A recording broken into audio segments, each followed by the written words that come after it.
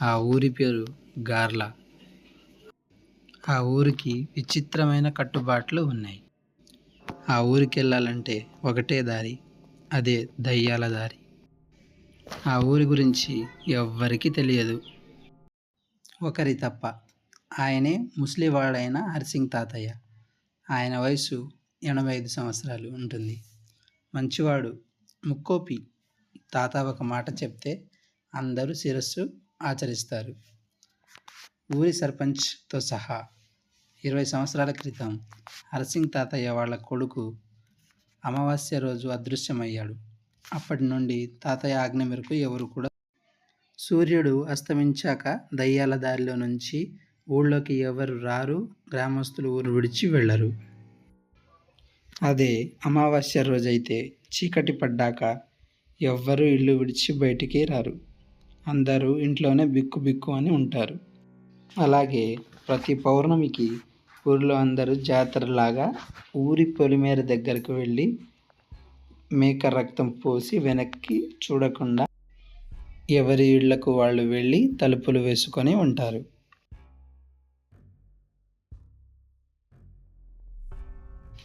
అయితే ఎందుకు ఇలాంటి ఆచారాలు చేస్తున్నారో సగం ఊరి ప్రజలకు తెలియదు. పూర్తిగా తెలిసిన వ్యక్తి ఒక్కడు, హరిసింగ్ తాత. తాతని ఎదురు ప్రశ్న వేసే ధైర్యం ఎవరికీ లేదు. ఇది ఇలా ఉండగా కొన్నాళ్ళకి ఆ ఊరికి కిరాణా కొట్టు పెడదామని అనుకొని వచ్చాడు. చూడు బాబు, తెలుసో తెలియకో మొదటిసారి మా ఊరికి వచ్చావు. మా ఊరి దయ్యాల దారి గురించి ఎవ్వరికీ తెలియదు.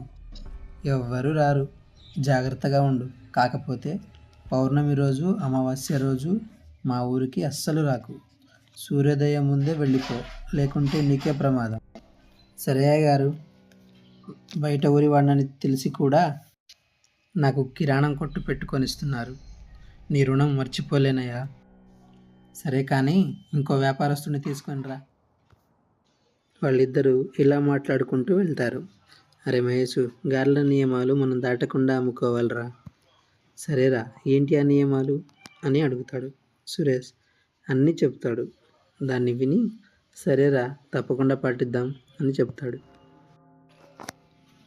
ఊరి పెద్ద, ఫ్రూట్స్ అమ్మే వాళ్ళు ఉంటే తీసుకురండి అంటాడు. శంకర్ అనే మిత్రుని వాళ్ళతో పాటు తీసుకెళ్తారు. ముగ్గురు వ్యాపారం జోరుగా సాగుతుంది. పౌర్ణమి, అమావాస్య రోజు తప్ప కిరాణంలో సామాన్లు అమ్ముకొని బాగుపడ్డారు. శంకర్ వాళ్ళకన్నా బాగా సంపాదిస్తున్నాడని ఇద్దరు స్నేహితులు శంకర్ పైన కోపంగా ఉన్నారు. వాడిని ఎలాగైనా దెబ్బతీయాలన్న ఆలోచనలో ఉన్నారు. ఆ ఊరి నియమాలు, కట్టుబాట్లు తప్పిస్తే సరి, ఆ ఊర్లోకి రానివ్వరు అలా అని అనుకుంటారు. మహేష్, ఈరోజు అమావాస్య కదా, ఊరి కట్టుబాట్ల ప్రకారం మనం ఈరోజు వెళ్ళకూడదు కదా.